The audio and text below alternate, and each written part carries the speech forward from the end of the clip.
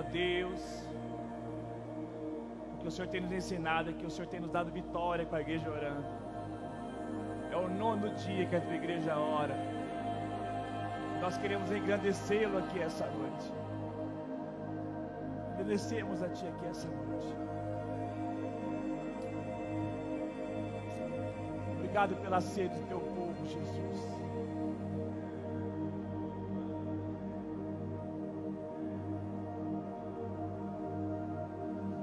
Obrigado pela sede do Teu povo, Jesus.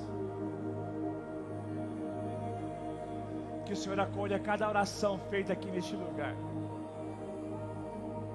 O Senhor acolha cada oração feita aqui neste lugar. Nós temos consciência que o Senhor não esquece de nenhuma oração feita aqui neste lugar. Louvamos ao Teu nome, Jesus. Louvamos ao Teu nome. Fica conosco agora nesse tempo. O poder da Sua palavra. Em nome de Jesus. Amém. Pode se assentar, por favor. Baixa só um pouquinho instrumental aqui do retorno.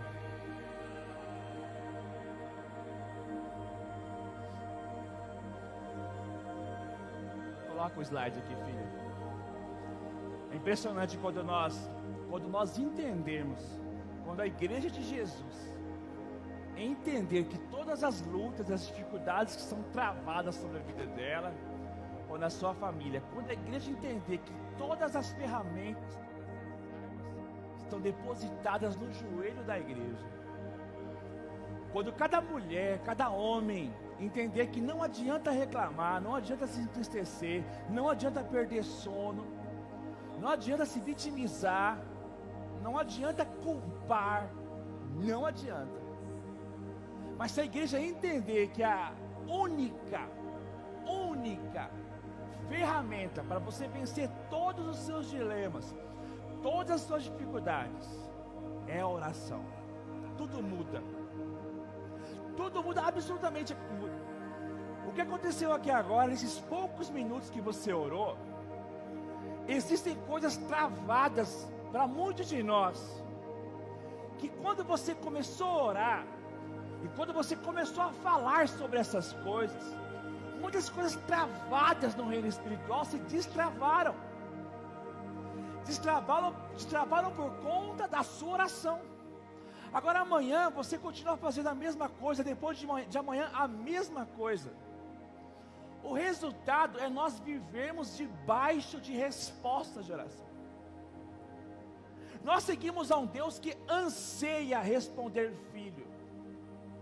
Nós não temos um pai que como um filho que fica falando com o pai olhando para cima. Papai, o senhor pode me dar atenção? Ele se volta para nós na hora.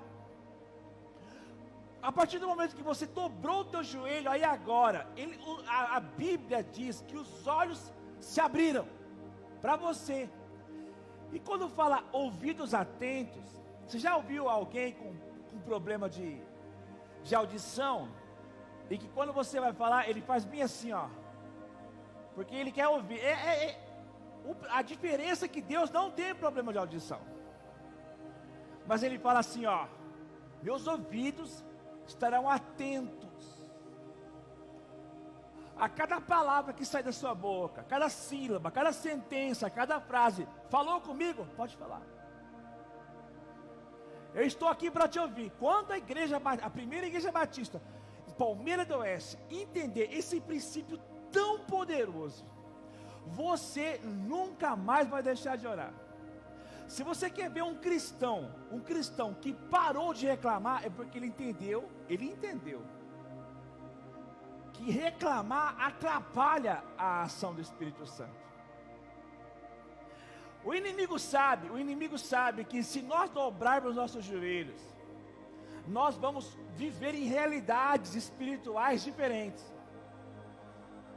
Então o que o inimigo tenta sobre mim, sobre você, é fazer com que anule o Espírito Santo. E para uma pessoa anular a ação do Espírito Santo é muito fácil. É só ele usar a boca dele para murmurar e reclamar. Porque o que Deus mais quer de nós, nos momentos mais específicos que você viva, é que você creia, não que você murmure. Ele quer que você coloque aquela situação diante dele e diga assim, ó: eu estou escrevendo uma visão, eu subi na torre, eu estou aqui esperando, porque eu falei com Deus, eu falei com o meu Pai. E o cristão, ele tem a seguinte ideia: eu falei a um Deus que me responde. Eu estou falando com Deus que eu obtenho respostas dele. Esses cristãos, em via de regra, são tremendamente usados pelo Espírito Santo. Por quê? Porque ao longo desses 21 anos, todas as pessoas que eu entrei nas casas, eu fui chamado para aconselhar. Quando eu me deparava com gente que reclamava, que murmurava, questionava, gritava, essas pessoas eram uma das pessoas mais infelizes do mundo. Vivia debaixo de uma opressão muito grande, gerada pela própria boca. Por isso que a Bíblia vai dizer, a única palavra chamada fé, que aparece no Antigo Testamento, que está em Abacuque 2,4, o meu justo viverá pela fé. É pela fé que você vive. Você não vive por reclamação, por questionamentos, por inquietação. É pela fé. E a fé é nada mais e nada menos que a certeza daquilo que eu estou esperando. Mas é a prova daquilo que eu não vejo. Eu não estou vendo nada do que eu estou orando. As coisas não estão acontecendo do que eu estou orando. Mas já aconteceu aqui, ó. Eu já estou vendo acontecer aqui dentro. E pelo fato de eu estar vendo aqui dentro, é daqui para cá, irmãos. Deus trabalha aos olhos do coração, reflete aqui, ó. Daqui reflete aqui. A somatória de tudo isso é o que sai da boca. Aí quando Jesus vai dizer assim, ó, a boca fala do que o seu coração está cheio. Aí você vai vivenciar os mesmos problemas, as mesmas dificuldades, mas seu coração está preparado. Eu sei em quem tenho crido. Eu sei o Deus que eu sirvo. Louvado seja o nome de Jesus. Nós estamos iniciando, continuando. Eu estou sem a minha visão aqui no... Vou ter que me ater aqui atrás. No livro de Efésios, carta de Efésios, capítulo 2. E na semana passada, passa uma aqui, filha. Aquelas 4 lá, vê se você encontra aquelas 4. Me guardou, aqui. Vou colocar todas. Na semana passada, o capítulo 1 que nós ministramos no coração de vocês, é que nós estávamos mortos, completamente mortos. Então Deus nos trouxe vida. Lá no capítulo 1. Aí ele foi dizendo que nós estando mortos, o Senhor nos amou, nos ressuscitou, nos exaltou e nos guardou e nos salvou pela graça dele. Então no capítulo 2, nos primeiros 10 versículos, nós já aprendemos lições preciosas. Sou amado, eu sou ressuscitado, Deus me exaltou, eu sou guardado e sou salvo em Jesus. Então termina no versículo 10. No versículo 11 ele vai mudar um pouco a temática. Naquele tempo, quando Jesus, você não perceber algo, Jesus ele veio para o povo de Israel, o povo da aliança, o povo de Deus, o povo da lei, os filhos de Abraão. Foi para esse povo que Jesus veio. Aquelas pessoas, aquelas cidades que moravam ao redor ou derredor de Israel, a mensagem não foi para eles, foi só para Israel. Aí quando Jesus ele é entregue nas mãos de Pilatos, preferiram Barrabás do que Jesus. Ali o nosso Senhor e Salvador foi crucificado, ressuscitado, começou a igreja, Pentecoste, a igreja nasceu. Quando a igreja nasce, aquele evangelho que só estava em Jerusalém, a saber Israel, a igreja nasce, milagres acontecem, A igreja cresce, uma comunhão plena com o Espírito Santo. A igreja orando todos os dias. A igreja se inclinando à palavra. O povo tinha temor do Espírito Santo, todo mundo unido. Até que no capítulo 5, um diácono da igreja morre, ele chamava Estevão. A partir da morte daquele diácono da igreja, o evangelho saltou muralhas. O evangelho foi para lugares aonde ninguém saberia. Saiu de Israel e foi sendo espalhada para o mundo todo, através dos missionários. Aí então o versículo 11, ele vai começar a dar uma distinção entre judeu, israelita, e os de fora. E os de fora eram chamados gentios. Finalmente, o evangelho saiu de Israel e foi para o gentio. Nós éramos gentios. Veja só como ele vai começar. Portanto, lembre-se de que anteriormente vocês eram gentios por nascimento, chamados incircuncisão, pelos que se chamam circuncisão, feita no corpo por mãos humanas. A primeira coisa que ele vai dizer, olha, depois que ele disse que guardou, que recitou, exaltou, salvou, amou, tudo isso, depois que ele faz todos esses elogios para a igreja, agora ele vai falar assim, portanto, não se esqueçam. Não se esqueça que antes, de onde vocês vieram?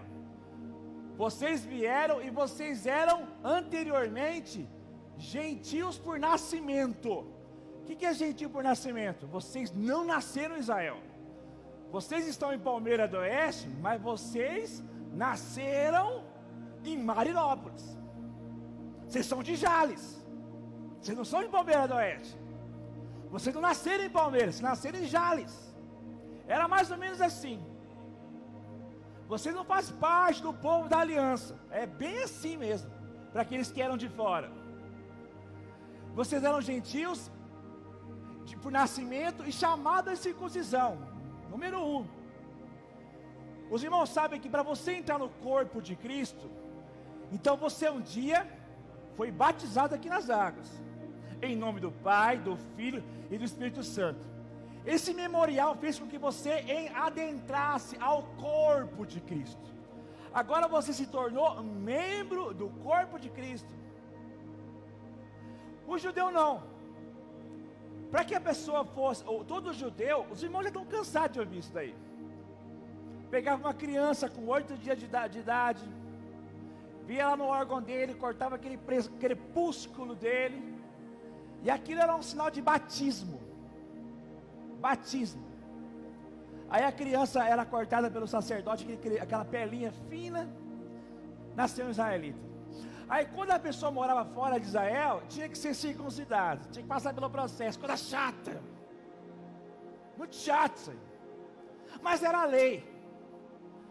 E ele vai dizer assim depois, no versículo 12, que sem Cristo, passa aqui filha, ele vai dizer 3 vezes, eu olhando para o texto, eu olhei, meu Deus, tem 3 vezes aparece a palavra assim, olha, naquela época vocês estavam sem Cristo, sem esperança, sem Deus.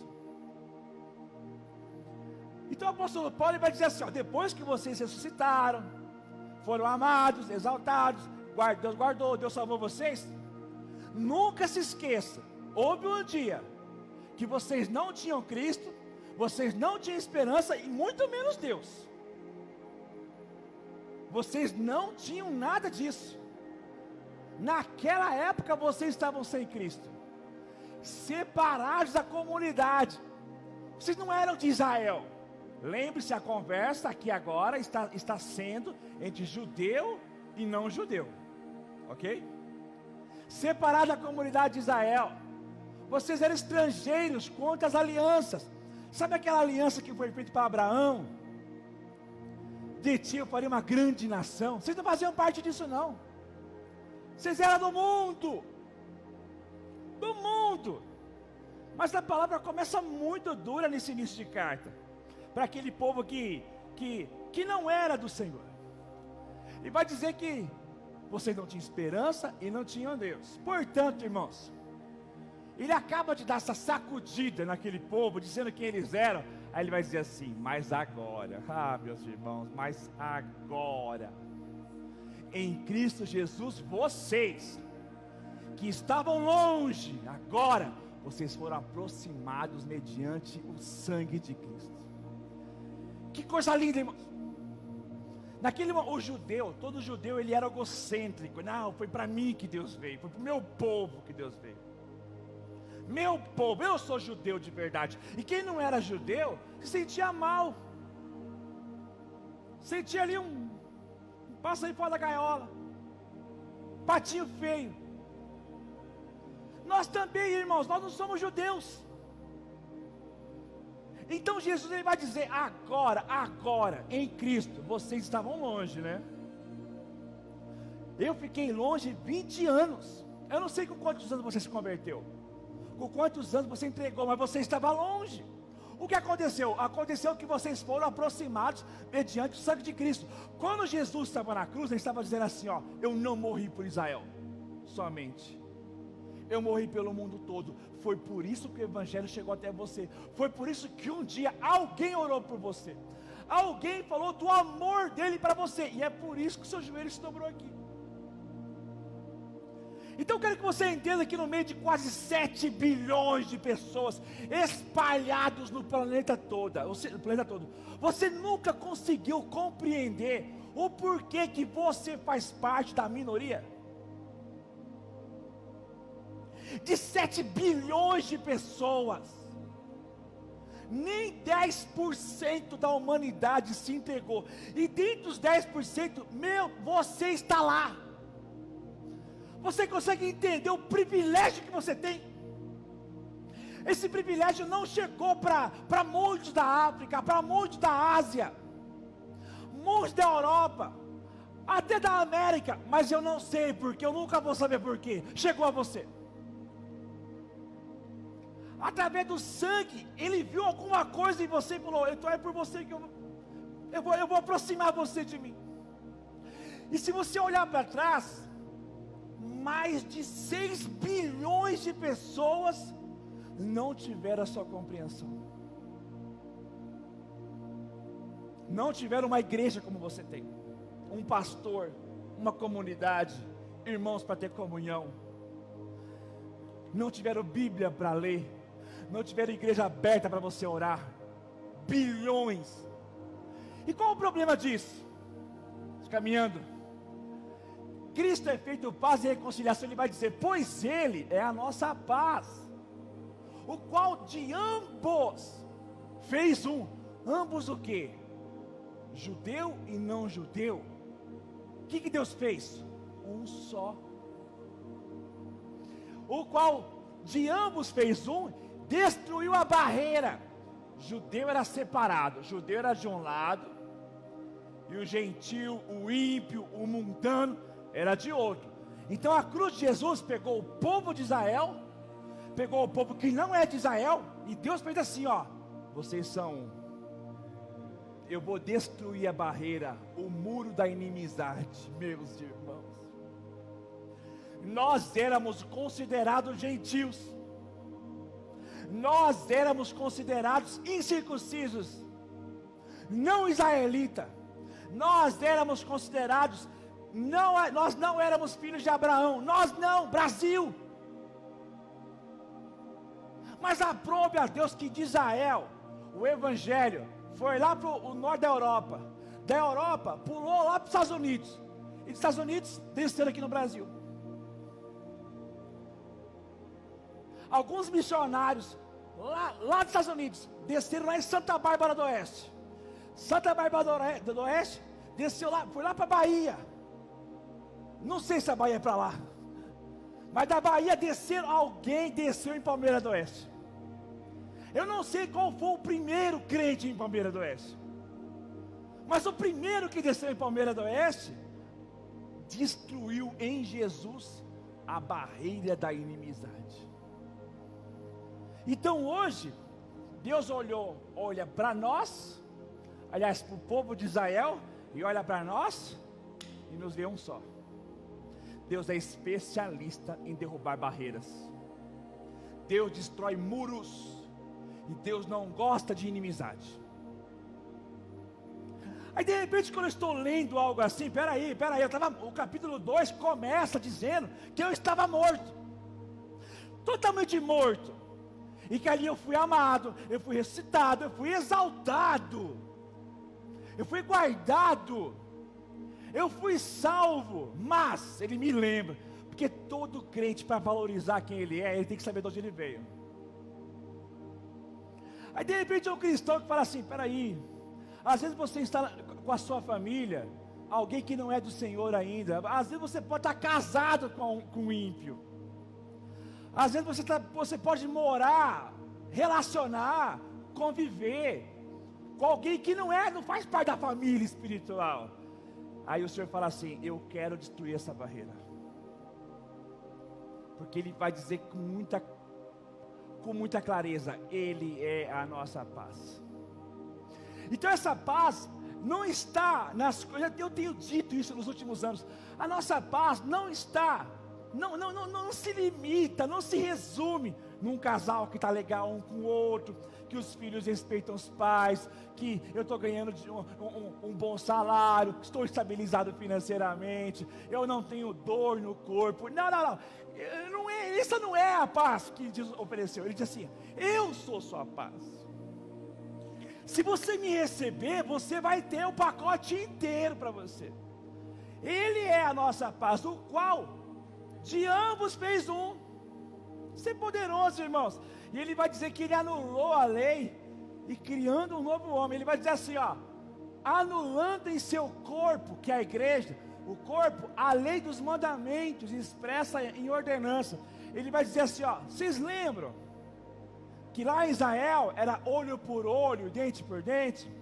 Vocês lembram que lá para o povo de Israel, se alguém quebrasse o seu braço, não tinha penitenciária. O que faria com o judeu que quebrasse teu braço? Quebrava o dele também. Se ele arrancasse o olho teu, você iria arrancar o olho dele também. Se ele matasse teu irmão, você iria matar o irmão dele. Era assim, olho por olho, dente por dente. Tanto é que se fosse pega alguém em adultério, pedra nela, expõe a adúltera em praça pública, chama todo mundo, pega aquelas pedras, pegue você aquelas pedras, mire na cabeça dela, mata ela, porque a lei manda. Envergonhou Israel, envergonhou o povo de Deus. Ela merece a morte. O povo vibrava, morra sua adúltera, sua pecadora, vamos lá, pá, e atirando. E ela recebia pedra na testa, pedra no olho, na cabeça, no corpo, e ela desmaiava. Quando ela desmaiava, o povo não se sensibilizava, pedra nela. Aí quando veio Jesus com a mesma adúltera, os fariseus pegaram as suas pedras, os seus blocos, é hora de matar ela. Quem não tiver pecado, atira a primeira pedra. Aquela cena de todo mundo soltando as pedras. Ele estava dizendo assim, eu estou anulando em seu corpo, anulando na igreja, a lei dos mandamentos, expressas em ordenanças. O objetivo dele era criar em si mesmo, dos dois, Israel e não Israel, novo homem fazendo a paz. Escute, o objetivo dele era criar em si mesmo, dos dois, Israel e não Israel, um novo homem fazendo a paz. Isso é maravilhoso, irmãos. Então ele vai entender, ele vai dizer para nós que a cruz ela foi o imã para a reconciliação dos homens com Deus. Por quê? Porque todo homem, quando nasce da barriga da sua mãe, por mais bonitinho que o bebê seja, às vezes é até feinho, mas fala que é bonito, carinha de joelho, mas é linda a mamãe. Ali, tudo picozinho, aquela belezura, aquela criancinha, uma baita de uma pecadora. Aí a mãe fala assim, não, ele é meu anjinho, tá, atrasa o leite então. Atrás do leite você vai ver o anjinho berrando a tua orelha. Não limpa ele não. Não põe chupeta na boca dele não, que você vai ver o anjo que ele é, fofa. Ou seja, todo mundo nasceu sem Deus. Todo mundo. Até os filhos de crente. Não é, Sérgio? A minha filha é uma princesa. Eu amo minha menina. Nasceu em pecado. De Adão. Então ele vai dizer assim, ó. E reconciliar com Deus, os dois, em um só corpo, por meio da cruz, irmãos. Eu vou dizer para você a importância de um estudo como esse. A igreja brasileira perdeu a oportunidade de ensinar essas coisas para a igreja. É isso que você tem que saber. Você tem que saber de onde você veio, o que você era. Nós nascemos em pecado, mas a cruz nos reconciliou de novo. Você pode conhecer uma pessoa que faz caridade, boazinha, não bebe, não fuma, não fala palavrão, você olha para ela, parece um anjo. Vai para o inferno, se não entregar sua vida a Jesus. Eu vi uma pessoa um dia, na cidade que eu morava, crente, eu não era pastor. Ela tinha uma avó que você falasse com ela, se chegasse na casa dela, ela fazia café, ela conversava com aquela voz meiga, aquele olhar doce, singelo, uma senhorinha assim linda, agradável, não reclamava de nada, não falava mal de ninguém. Se alguém lá falasse alguma coisa errada, falasse, não fala isso não, menino, misericordiosa, muito bondosa. Aí a netinha falou assim, não é possível, a minha avó sobe reta para o céu. Eu perguntei para ela, a sua avó já aceitou o Senhor Jesus, que é o reconciliador do homem e Deus? Eu falei, não. Então, eu posso falar com a tua avó sobre isso? Pode. Eu cheguei lá, vó, a senhora é uma graça, hein? Não, menino, você quer um copinho d'água? Quer um cafezinho? Não, vó, obrigado. Eu vim aqui falar de Jesus com a senhora. Não. Mudou, transformou. Não, eu só vim falar do Filho de Deus. Não, eu não preciso. Aí veio o jargão. Eu não mato, não roubo, não fumo e não bebo. Eu não mato, não roubo, não fumo e não bebo. Eu não mato, não roubo, não fumo, não bebo, não falo mal de ninguém, eu cuido da minha vida. Ela se transformou. Só porque eu falei do reconciliador, do Salvador, do Senhor, eu falei dele, pronto. Aquela senhorinha, amiga, linda, um monstro depois. Por isso que Jesus é o caminho, a verdade, a vida é só por Ele. Por isso que aquela frase que o inferno está cheio de pessoas com boas intenções. E essa matéria, esse dilema, esse sentimento, foi passado para toda a Palmeira do Oeste, para todo o Brasil. Eu não mato, eu não fumo, não bebo, eu não faço mal para ninguém, eu vou trabalhar o dia todo, eu chego em casa, eu ponho dinheiro em casa, eu ponho comida em casa, eu não vou para o inferno não, vai! Porque a única coisa que nos impede de ir para o inferno é a cruz de Jesus, é o Salvador, é Cristo. Então o fato de um dia você ter aceito a Jesus como o único Senhor e Salvador da sua vida, meu filho, foi o maior milagre da história da sua vida. Foi aquele dia que você estava sentado na poltrona e você ouviu a mensagem, teu coração começou a palpitar, sua mente, você falou assim, eu não aguento mais, eu vou entregar a minha vida, e ali, você confessou Jesus com a boca, creu no coração, pronto, o Espírito Santo, na hora, Ele entrou em você, foi o maior. Não, eu digo a vocês outrora, não haverá maior milagre na tua vida do que esse. Não haverá. O maior milagre foi o dia que Ele entrou em você. Amém, Joel? Por meio da cruz, pela qual destruiu a inimizade. Porque Deus agora amou o mundo, deu seu Filho único, para que todo aquele, eu disse todos, não é só Israel, todo aquele que nele crê, não vai morrer, mas ele terá uma vida eterna. Esse é o evangelho puro que essa igreja está propondo. Uma igreja que ora todos os dias, uma igreja fiel à Bíblia. Eu já estou há 8 minutos falando do mesmo versículo. É isso que Deus quer, que nós venhamos aprender o que Ele disse.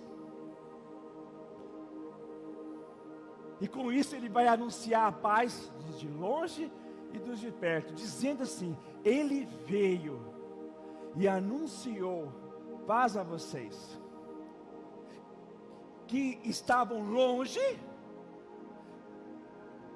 e paz nós estava perto.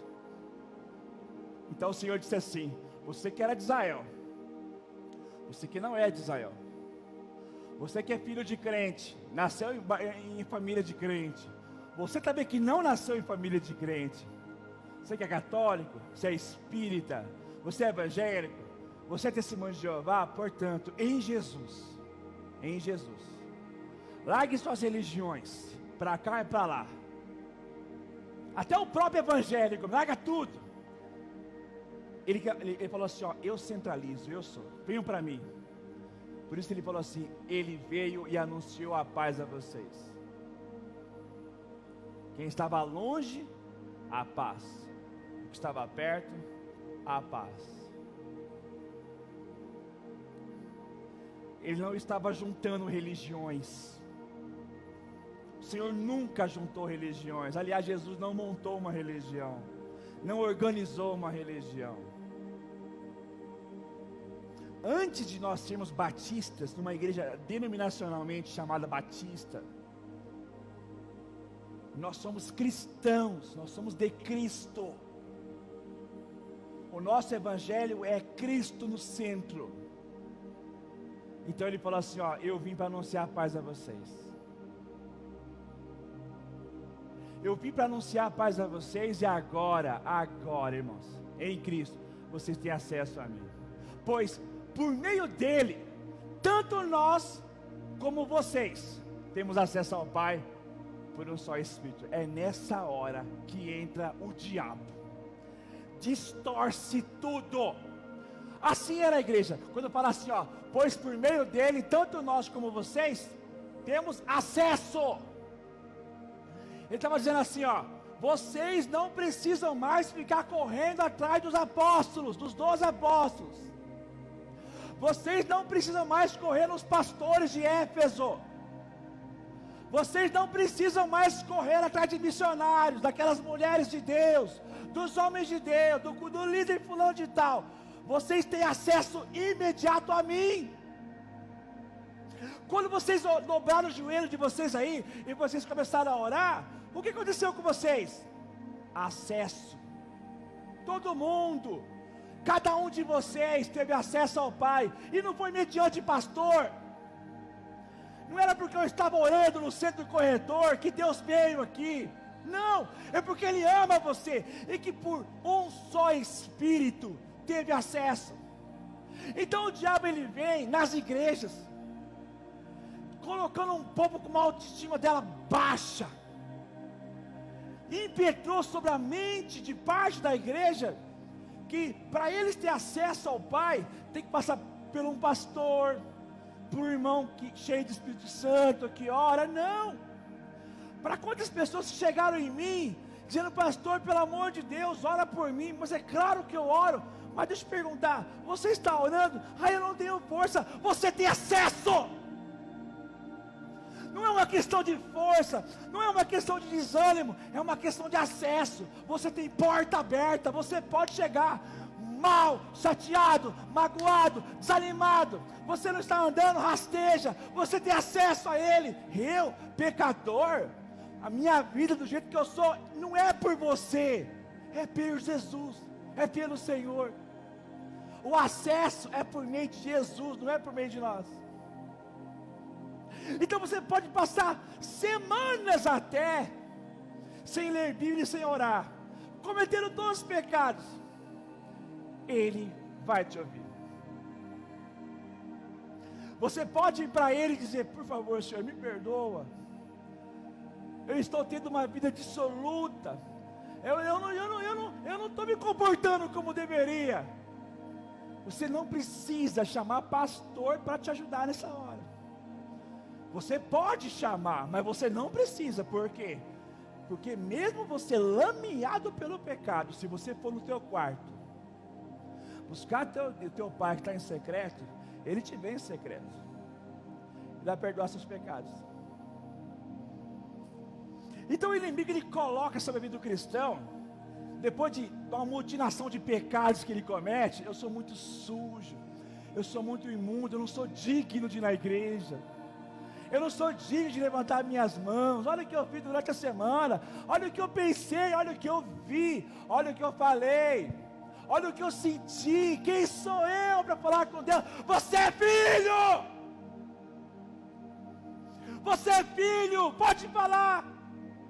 A minha filha, essa princesinha aqui, ó, ela pode falar princesinha, mas ela pode falar comigo em pecado. Qual é o nosso lema, filha? A verdade. Eu falo para minha filha assim, ó: fale a verdade para mim, porque se você falar a verdade, eu te amarei. Diga a Deus quem você é. Você tem acesso, e por um só Espírito. Aleluia, Jesus.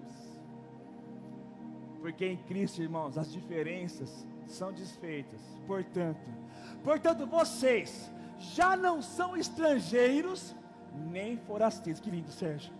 Nem estrangeiros nem forasteiros, mas concidadãos dos santos e membros da família de Deus.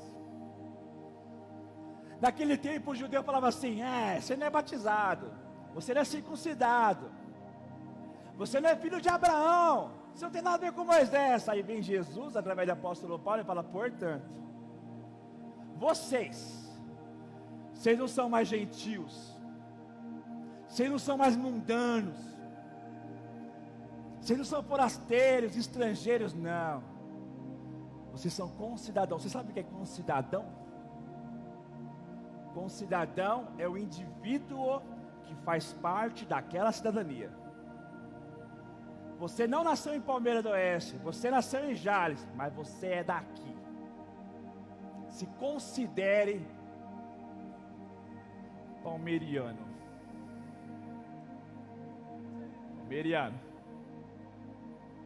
Palmeirense. Eu nunca na minha vida pensei que falaria isso. Mas concidadão dos santos que estão separados, e agora vocês são membros da família de Deus. Todos vocês são membros da família de Deus. Todos vocês. Então não tem aquela coisa triste que fica em nós: você é da família. Você é da família. Ah, mas eu não estou agindo como você. Você é família. Você vai melhorar. Que família é essa? Família de Deus. Você faz parte, todos nós. Quando você vai em São Paulo, Rio de Janeiro, qualquer lugar do mundo, e você encontra um cristão de uma outra igreja, de uma outra denominação, você pode dizer para ele: você é minha família, você faz parte da minha família. Quando eu vou pregar para fora, fui em São Paulo um dia pregar em São Paulo. Pastor, que bom conhecer o senhor, que bom para mim, porque você é meu irmão, você é minha família, você faz parte de mim. Ele olhava: é verdade, eu não sou membro dessa igreja local, mas eu sou membro da igreja universal. Não aquela, mas a igreja de Jesus espalhada pela face da terra. Sou membro da família de Deus. Por quê, irmãos? Porque o texto vai dizer assim, nós somos edificados sobre o fundamento dos apóstolos e dos profetas, tendo Jesus Cristo como pedra angular. Aí que eu amo tanto a palavra. A palavra edificado, quando fala assim, a mulher sábia edifica a casa. Tem um monte de mulher que conhece versículos de cor, mas nem sabe o que é isso. Vou explicar para você. A mulher sábia edifica a casa. Troca a palavra edifica, o verbo edificar. O grego original significa construir. A mulher sábia constrói uma casa. A palavra edificar é construir. Ele vai dizer que nós somos construídos sobre o fundamento dos apóstolos e dos profetas. E dos profetas não é do Antigo Testamento, é da época. Porque profeta, irmãos, é quem prega a palavra. Eu sou um profeta, você também é, se você pregar a palavra. que eu estou pregando para você aqui agora em Efésios é doutrina dos apóstolos. O que você está ouvindo aqui agora é fundamento dos apóstolos. É nisso que a igreja é edificada. É nisso que a igreja deve ser construída, sobre os fundamentos dos apóstolos. E tendo Jesus Cristo como pedra angular. Eu não sei se eu deixei aqui. Você viu uma pedra angular? Essa pedra de esquina aqui, ó. É essa pedra angular ou pedra de esquina que fala, que liga uma parede com a outra. Ele vai dizer assim, ó: tendo Jesus Cristo, nós somos construídos, edificados no fundamento dos apóstolos, mas tendo Jesus como pedra angular. É a pedra principal de um edifício, de uma casa. Porque ele vai dizer assim, ó: no qual todo edifício é ajustado e cresce para tornar-se um santuário santo do Senhor. Quando fala no qual todo edifício,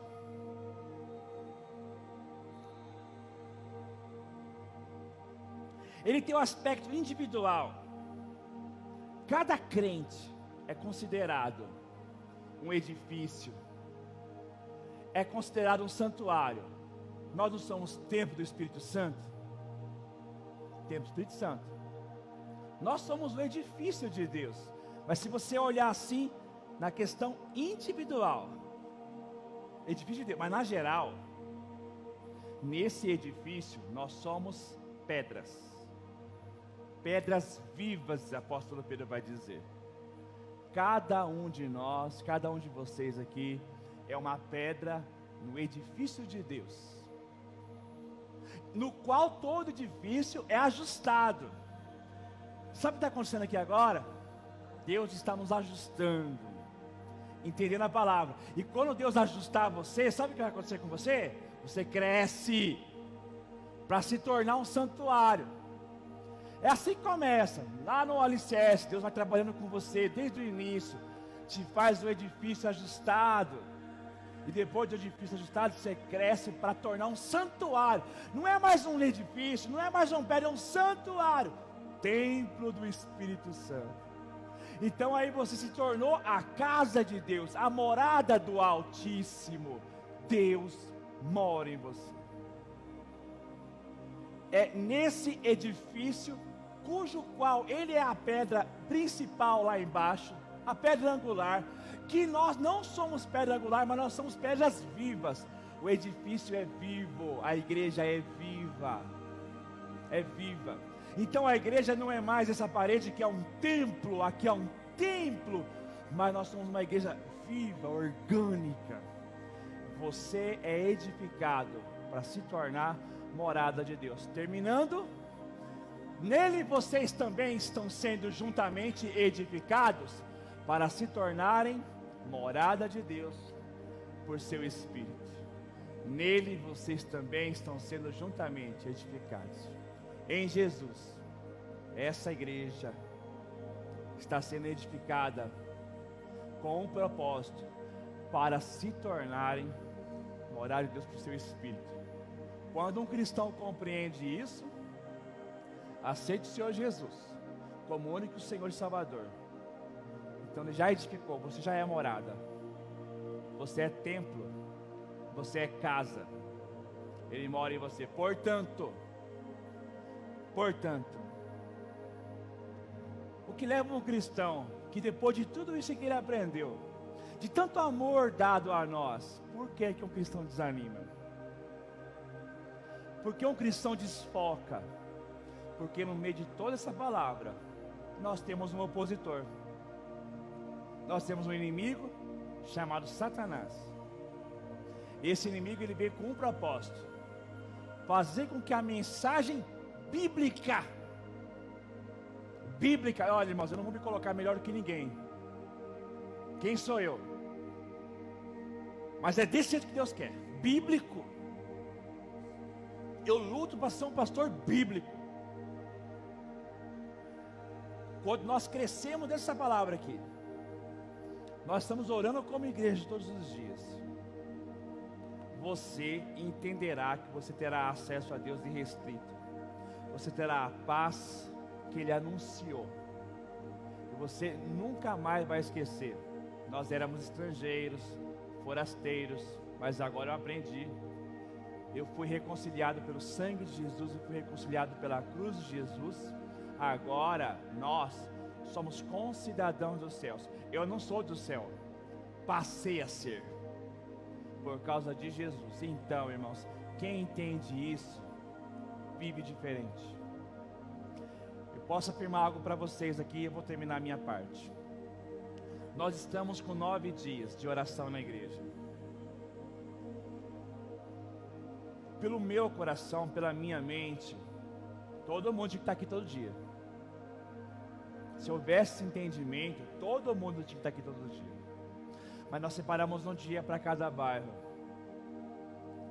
Porque eu sei, e muitos aqui sabem, que se essa igreja nunca vai parar em nome de Jesus, porque vai ser levado de geração a geração.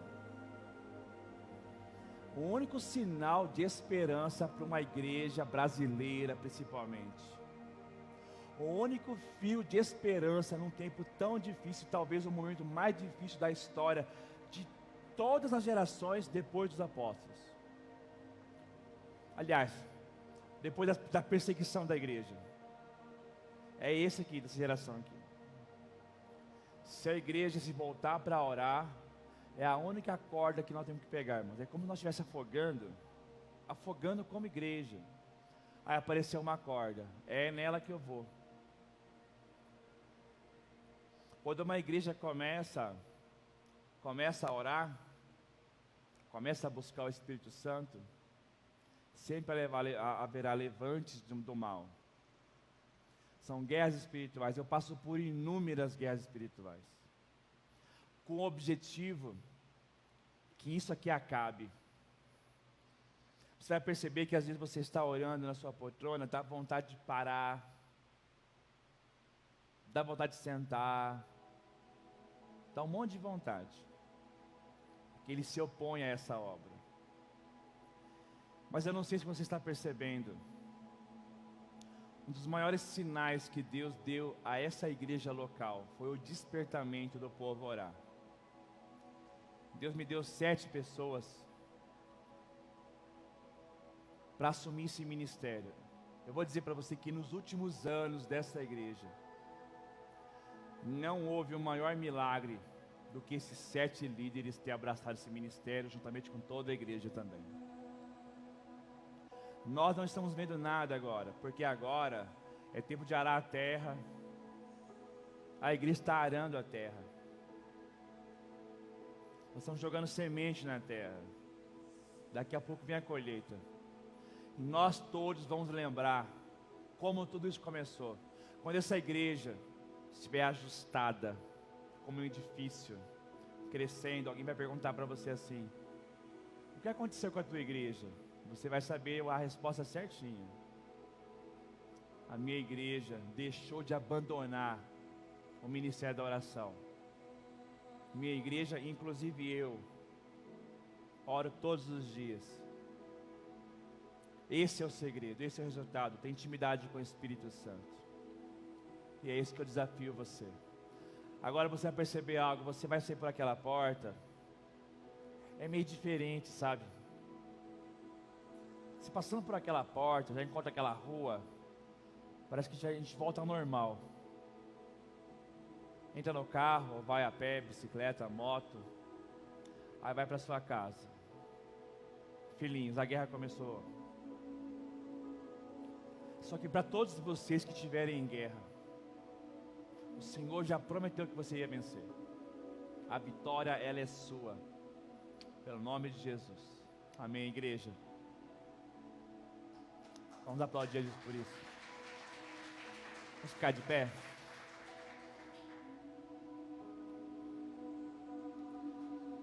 Pai, em nome de Jesus, obrigado. Obrigado porque nós começamos esse culto de joelhos dobrados,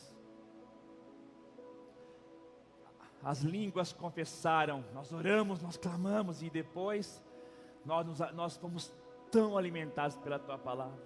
Agora, Senhor, agora que nós somos revestidos com essa armadura espiritual, nós queremos sair daqui, trilhar o caminho do nosso lar, e que em cada passo, a cada metro que nós andarmos, de metro a metro, seja de vitória em vitória. Ali o Senhor esteja nos guardando.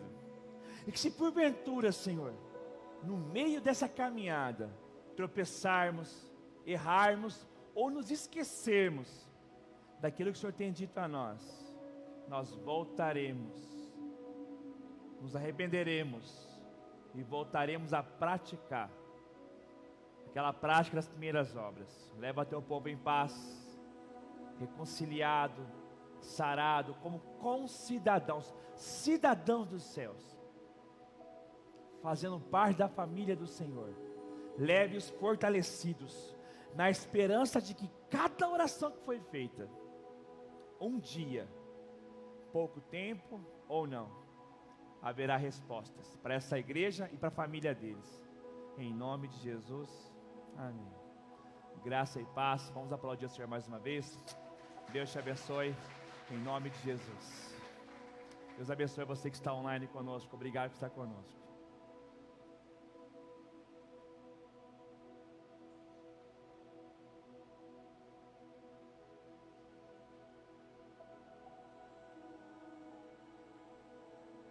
Já pensou em...